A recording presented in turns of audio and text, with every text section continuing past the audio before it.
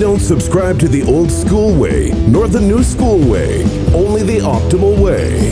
The 80-20 Baseball Experience with Coach Bo.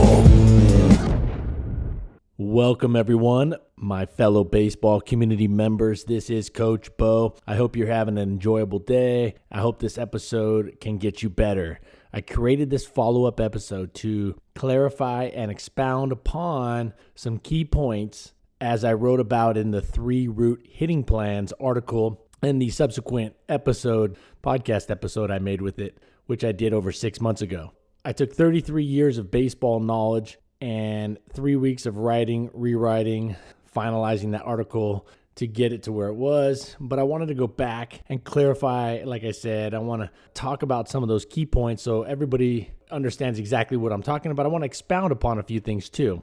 First, let's go through the summary. I used Plan A, Plan B, and Plan Take as the names for the 3 root plans. You can call them whatever you want. You can call them whatever you want, Plan 1, Plan 2, Plan whatever you want. I just always recommend anything you're going to do to be very easy to remember, and I think it should just be very clear to your team what the names are. There should be no confusion. So I use Plan A, Plan B, Plan Take, but again, they can take on any name. Plan A, this is the plan that a hitter is going to use when there are 0 or 1 strike.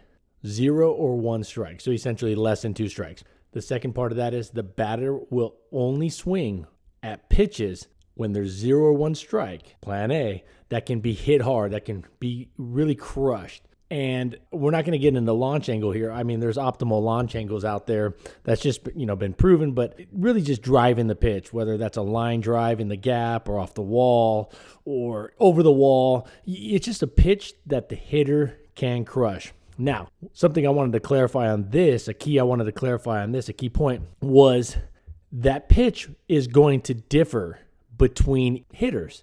Sure, there's going to be commonalities amongst a lot of your hitters, right? Belt high down the middle, fastball, thigh high, whatnot, hanging breaking ball that doesn't have real good spin, or a flat changeup that doesn't have a lot of speed differential from the fastball. Sure, those are going to be pitches, that are going to be hit hard for the most part by every hitter. But I think it's important to see what hitters hit hard, and then Plan A is kind of worked around that. And so you don't want to just say, hey, it's all belt high, thigh high, fastball here. Again, Plan A has nothing to do with hitting a certain pitch. And we're going to get into this. I think that it's very important the hitters go up there with a couple things in mind. You're hitting the location, you're thinking location and swing intensity. So in Plan A, you're thinking Plan A, remember that's 0 or 1 strike, so less than 2 strikes. And again, I call it Plan A, call it whatever you want. The batter will only swing at a pitch that can be hit hard and preferably, driven into the gap, driven on a line, off the wall, whatever, just driven hard. You're going to see that. I mean, players know when they hit the ball hard. So you're going to tailor that to what the hitter's hot zone. Let's call it the hot zone, because I know that's a term a lot of people use. You can see, hitters' hot zones. You go on Fangraphs, you go on, MLB.com or Baseball Savant. You can go on and you see those. All right. Then the other part 2 of Plan A is, this is what's so great about it. One, you're using Plan A anytime there's less than 2 strikes. And you can go read the article or listen to the original one, and you can see exactly, I break it why, exactly why that's the plan to use in 0, or, less than 2 strikes, with 0 or 1 strike.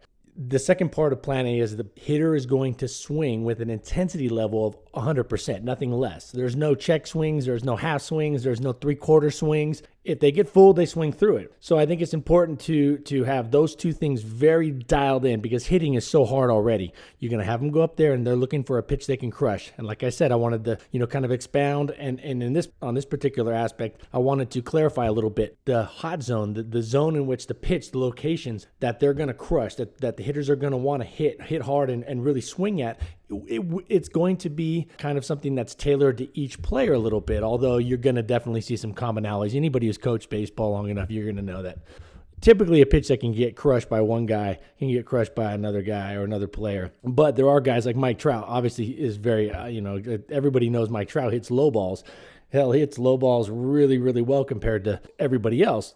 Maybe you wouldn't have most of your guys hit that. But Mike, you wouldn't want Mike taking a low fast strike, especially some of those pitches that he crushes, like those changeups and things down, not down in the dirt, but, knee high. So it keeps it simple. You don't even have to get into like what counts and the ahead or behind and all that. So that's plan A. Then you have plan B is, that 2-strike. This is going to vary depending on the level. It's with 2 strikes. The batter is looking to swing at any pitch in the strike zone or within a few inches of the strike zone. So it could be, I know at the really low levels, sometimes those umpires call it 6 inches or even a foot off the plate. It seems like, the pitch might not be hittable and maybe it isn't. I just wouldn't go up there teaching my guys to really protect that. I just don't, if you can't reach it and you can't even, but I don't think you should just stick to the strike zone. Now, as the major league level gets into the automated strike zone, hey, now it's a whole nother ball game. That's great. That really makes plan B even easier. They're looking for a pitch they can swing at that's in the strike zone. But for the youth levels, they're not going to have that and probably won't have it in college and high school, or definitely not going to have it in high school anytime soon. If not in our lifetime. But if that's the case, the umpire dictates the strike zone, which has always been the case. I know it's in the rule book, this, that, whatnot. And I know on TV we see that rectangle, inverted rectangle. But still, we all know that pitches in and out don't always get called. In fact, I don't know what the number was. It was like tens of thousands of pitches every year are miscalled, even at the major league level. So at the youth ball level, the high school level, I think you stick to, you don't say, oh, well, the umpire's calling it, out there, a foot outside or 6 inches outside. Most umpires aren't that bad, but you're going to get a few like that, right? Keep it to within a few inches of the strike zone. So you're teaching your batters, hey, in plan B, which is 2-strike or 2-strike, you call it a 2-strike approach. I just think you just call it plan B. I think 2-strike approach or call it plan 2 or something. I think you get that 2-strike approach. It has a connotation. It has kind of a stigma to it that you're going up there and you're in protect mode. And yeah, you are kind of protecting the strike zone, but you're not going up there just to put the ball in play necessarily, because pitchers miss their spots. Pitchers throw meatballs with 2 strikes. I think this is one of the things that doesn't get talked about nearly enough. And as a guy who really worked with pitchers for years and years and years and was a pitcher at the professional level, it's crazy that we base all of our stuff. I hear about these pitch theory matrix things, and it's like, yeah, those, I'm not going to get into them here. You can go look at that up, but it's like, that's all predicated on the fact that the pitcher's going to hit his spot. In fact, or at least most of the time. And in fact, that's just not the case. And especially at the lower levels, pitchers just don't always hit their spots. Go chart a bullpen, just randomly chart any bullpen and tell me how often that glove moves, how far it moves. Pitchers aren't dotting the middle of that glove that often. All right. And they don't have to be successful.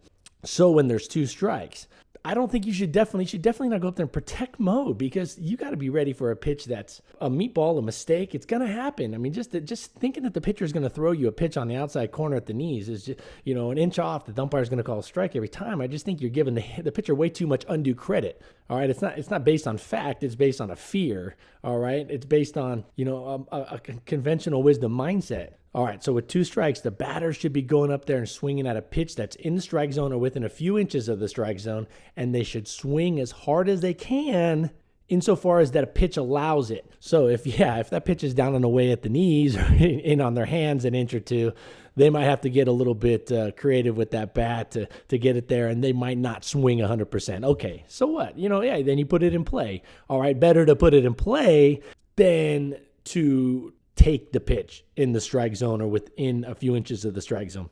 What I'm saying is, don't commit before the pitch to protecting the plate. Swing as hard as you can unless the pitch otherwise changes that approach. And it may, and this all happens really, really, really fast, okay? But, you got to practice. You got to practice it, and we're going to talk about that here as we finish up.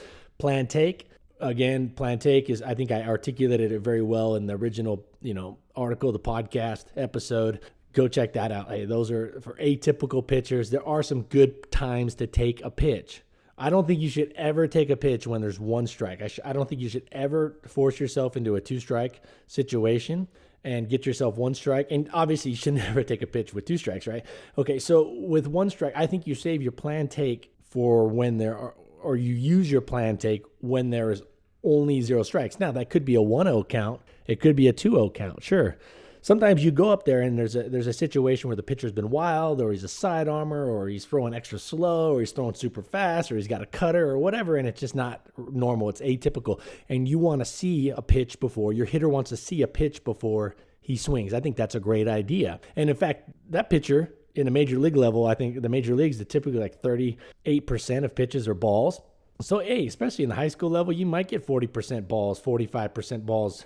Or at the youth level, it might be a 50-50 crapshoot sometimes with a pitcher out there. So when you're in plan take, you may actually get a ball or two before you even get that strike. So it just, you can keep going with that plan take. I'm not saying you should stick with plan take. So plan take is basically going up there with 0 strikes when the hitter wants to see a pitch before moving to plan A.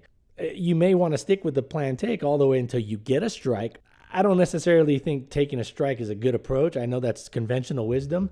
I'm all for taking a pitch. I'm not all for taking a strike, because that doesn't work that well. Because, pitching coaches have figured that game out a long time ago. When they sense that, it's pretty obvious. And when a team is taking a strike and they pipe a fastball down the middle, and in worst case, if they don't pipe the first one, typically you're going to get the second one, because they're not getting creative on the fringe. They're not using in and out. They're not using up. They're not using off speed. They're going right down the middle. Typically within the first 2 pitches, they're going to be, and now you got a 1-1 count, or you got an 0-1 count. Worst case, 1-1.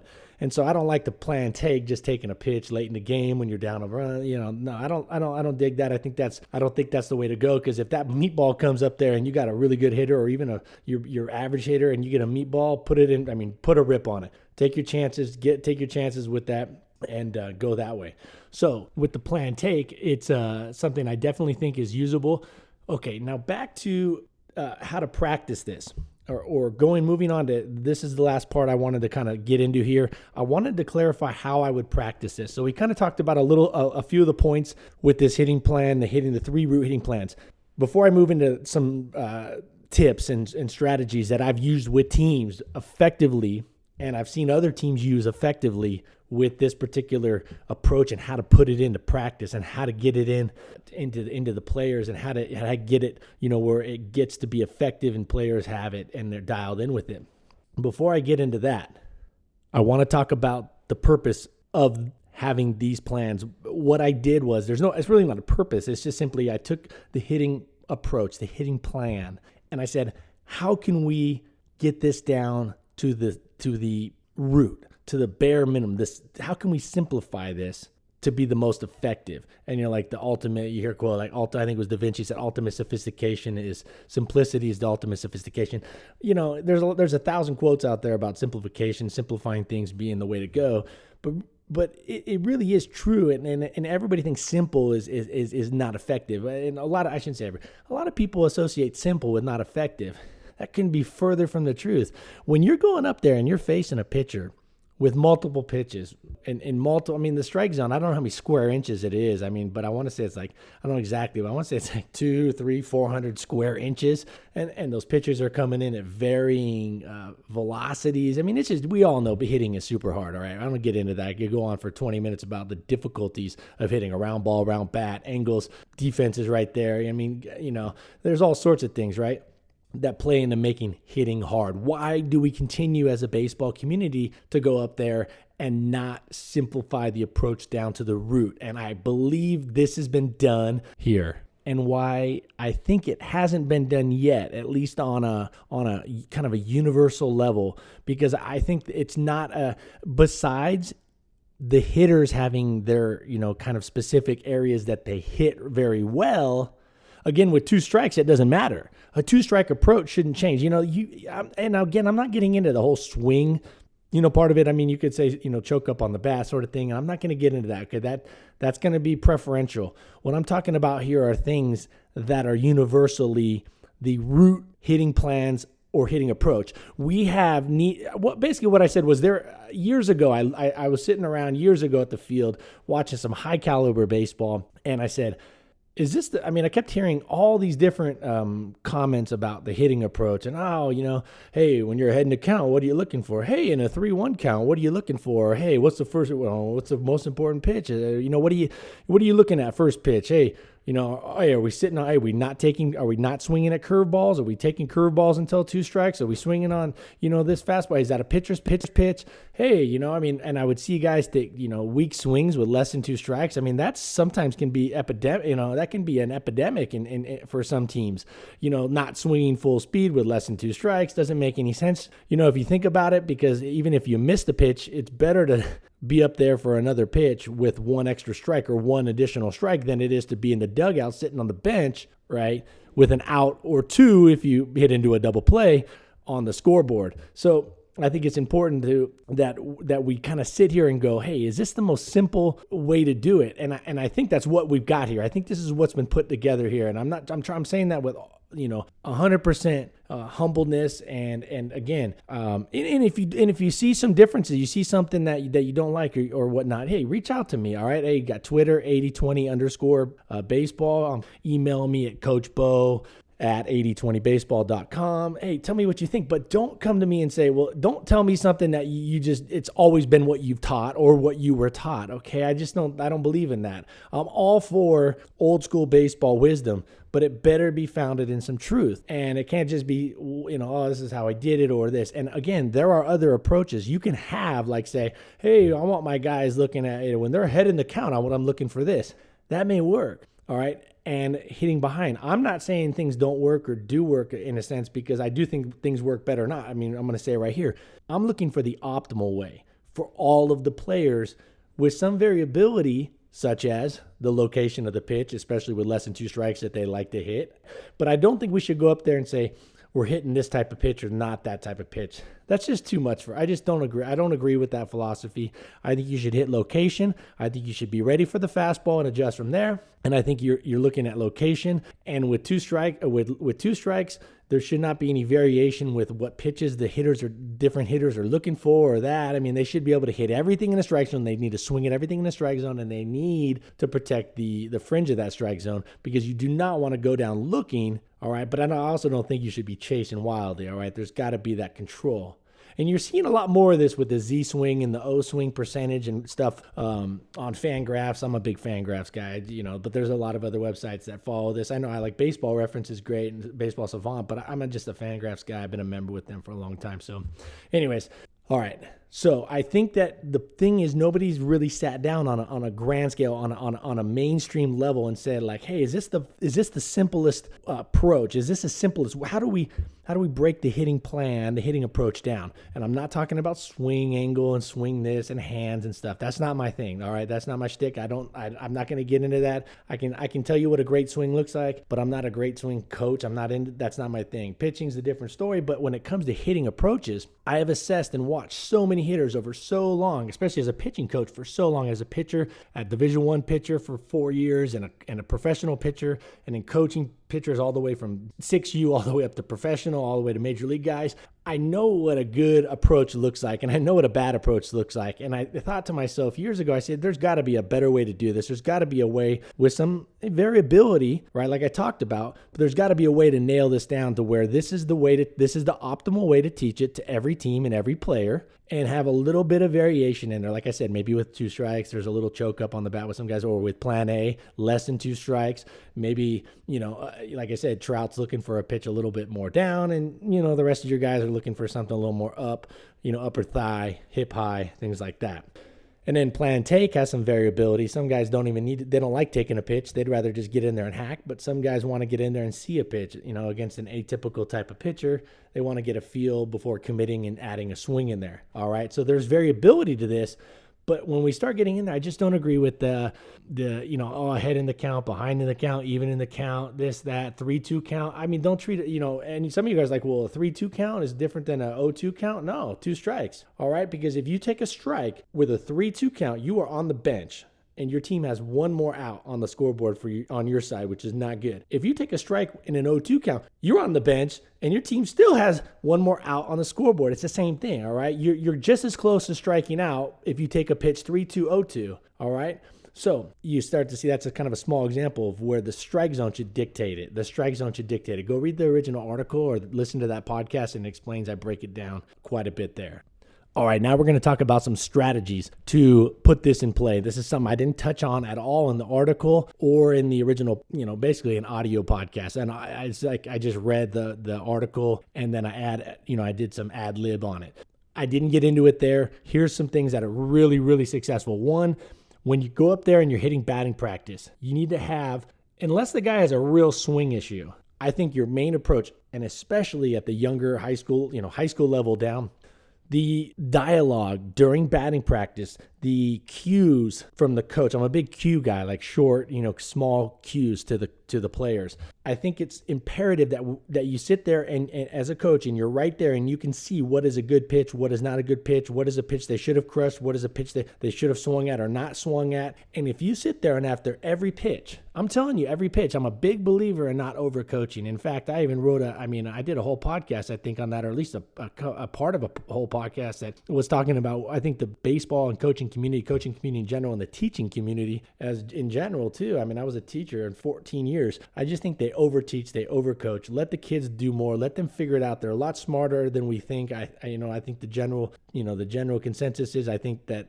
we don't think they can. They know they can figure most of it out. They do need help. I'm not saying we should just let them go unattended or unassisted, but I'm a big believer in not overcoaching. But I think when you get to this hitting approach, this hitting plan thing, I think kids just have not learned how and what to swing at consistently. So you have to, in my experience, having done this for years with players, with hitters, with entire teams, is that you need to stand right there. Well, if you've got a cage, you can stand behind the cage, right? I get that. Or the batting practice cage. All right, you get behind there. But if you don't have that, you can get off to the side a little bit. Remember, if it's a right-handed hitter, you're going to stay to the third base side a little bit. Or if it's a left-handed hitter, you're going to stay behind. Very rarely, if ever, do they hit a ball at that kind of funky angle backwards to their side of the batter, to their side. All right. So you stand right there and you can get a good view of the strike zone or the fringe area of the strike zone, and you can see what the hitters are swinging at and what they're not swinging at. And then after every pitch, you are telling them, hey, good. Like if they crush it, you're like, yep, that's a pitch. You don't even need to say that, or you can just kind of maybe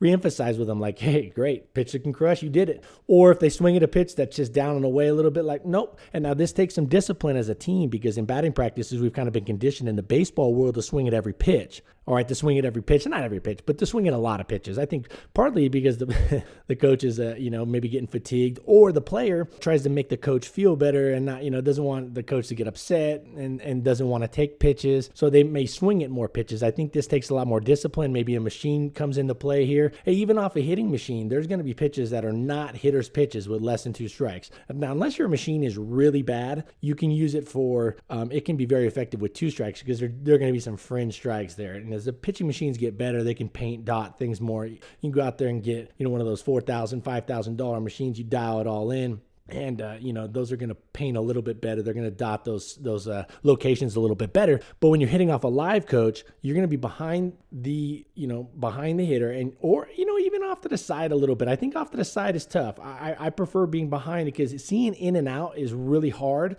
if you're on the side. You can see height, but you're not going to be seeing in and out very well. Now, the height will tell you a lot. In and out's going to tell you a lot. So what you're doing is after every pitch, hey, there you go. Or should have taken that. Or you can just even keep it short and take, or nice, you crushed it, nice, good pitch to swing at. Or should, take, next time take, or that's a take. And when I say that's a take, that's on a pitch they swung at. Now, if they took it, then, hey, you say, nice, good take. And it may be a pitch that's a strike. You say you're in plan A. All right, it's less than 2 strikes. It may be a strike.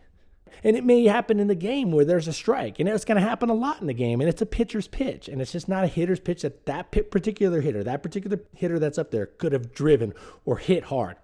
You need to be very clear to him. Great take. Don't think you're giving the other team an advantage, because the other team knows what a good pitcher's pitch is. It's not like, oh, hey, they're taking those pitches. They're not swinging at those pitches. You heard his coach? Trust me, if they could paint like that, they would be Greg Maddux and they'd be in the Hall of Fame. They can't, so they're going to make mistakes. Stick with the process. You got to be verbal with this hitting approach. It's something that is the only real part of baseball that I really think you gotta, especially at the young youth level, you gotta, and I've had a lot of success doing this. You stand there and you do it over and over and over again. Hey, good take. Hey, pitcher's pitch. Just constant feedback, however you want to word it. But there needs to be short, constant cues, so they know, hey, that's a pitch they should have hit, that's a pitch they should have taken, or vice versa and whatnot. So I think it really helps to stand back there, not get so caught up in the swing. I think the swing, unless it's really terrible, I think you focus on the approach, the plan, the hitting plan, what pitch to swing at. Ted Williams, the one of the greatest hitters of all time, said, hey, the number one thing to do is get a good pitch. The number one thing you need to do as a hitter is get a good pitch. Why do we go in there and we start talking about swing? Hey, yeah, I get it. The swing is important, but if it's not the number one thing. If you read the article, I was sitting there in a heck of a good position watching Mike Trout, the greatest hitter in baseball, and I saw him swing at a pitch in the dirt, and then I saw him take a fastball. Go read the article. It tells you the whole at-bat, how it went down against Masahiro Tanaka. And it really just it's a perfect example. I get it, anecdotal. I know we got to be careful with anecdotal evidence, but hey, why did Mike Trout look so bad? It wasn't because he has a bad swing. It wasn't because he wasn't in shape. It wasn't because he was not smart. It wasn't anything. He had a bad plan. He had a bad approach on those particular pitches. Had he had plan B, had he had plan A, or I know he does for the most part, but had he used him in that particular at bat against Tanaka, he would have been just fine. He would have walked. First off, he would have walked because the bases were loaded. It was a 3-1 count. He got a splitter in the dirt. That would have been ball 4. Would have walked in a run. That would have. So instead of that, he swung at a pitch that was in the dirt, a splitter down, terrible pitch. But it really, he was in I'm going home run mode instead of plan B. Instead of plan A. He was in whatever plan. But again, he's Mike Trout. He's awesome. I love Mike Trout. I wish every guy was like Mike Trout. But again, it just shows you a hitter without a bat, without an approach, a plan up there with a great swing. That was my point. It was like we sit there and teach swing. Kids were learning how to swing a bat on their own and kind of figuring out, because there's instant feedback when you swing, whether you hit the ball hard or you don't, it's a good swing pretty much. There's that instant feedback. But the one thing that isn't as good of feedback is like what pitch is crushed. So I think you got to sit back there. What pitch is a pitch that is a hitter's pitch to crush? So I think you sit back there as a coach. I think it's the big emphasis. The lower you get in the levels, that's the emphasis, is what pitch to swing at, what pitch to take. And then you move into the swing. You kind of add the swing in there in pieces, little bit by little bit, or not at all, especially if the kid's got a decent swing but doesn't know what to swing at. I think that's your focus. You sit there every pitch of every batting practice and you give them quick, simple cues of feedback until they get it, until they understand it, even during the games a little bit, obviously less in the games. Really kind of get that so it's automatic. They automatically know what pitches they're looking at. Now, it's going to be specific, like I said, each hitter, and then you go from there. All right, as I finish up, remember, I think you should get some data on what it's easier at the higher levels when they got, TrackMan and all that stuff. They can figure out exactly where the hot zones, what pitches. But I would do it during batting practice. I would maybe just look and assess and track. I think data is good on this to see what pitches that these guys just crush, because some dudes just crush that pitch a little away and some guys crush that pitch a little in or a little up or a little down. Figure out what that is, and then that's the pitch. That's the pitch you want to talk to that hitter about. They'll know, because they know what pitch looks really good to them and what pitch they're doing damage on. Okay, so with less than plan A, with less than 2 strikes, I really think that you got to show them. I think if you can get data on it, then show them like, hey, this is what you're looking for, and put it from a hitter's perspective. Put it up on the screen so they can see it, or even go out there on the field and really hold that ball out there and say, hey, this is where you're hitting it. This is where your swing is. Put the bat where they should. Hey, this is in the area. This is the area you're looking to really crush. And if it's not in the area, you're taking it in plan A. And in plan B, it's a different story, right? It's more of a, hey, if it's in the strike zone. And we've covered this a lot. So I just wanted to talk about those couple things.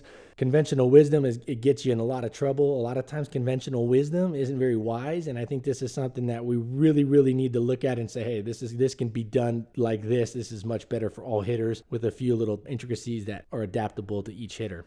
All right, and lastly, if you want to know how difficult this is to implement with your team, it's not. It just takes some consistency, consistent feedback, subtle cues. Let them know.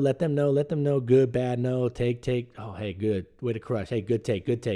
Hey, crush. Hey, you crushed the right pitch. Hey, that's a pitcher's pitch. Hey, that's a pitcher's pitch. Shouldn't have swung at that. And then you just stay with that consistently during batting practice all the time. It keeps you as a coach. It's fun because you're into each pitch and you're going to see your guys get better. And that's how they get the plate discipline without compromising and sitting up there. You don't want a guy up there just protecting and trying to put the ball in play. That's not how baseball should be done. You're looking to put a real charge into the ball. You're looking to drive into the gaps. You're looking to hit those line drives. You're looking to put the ball off the wall.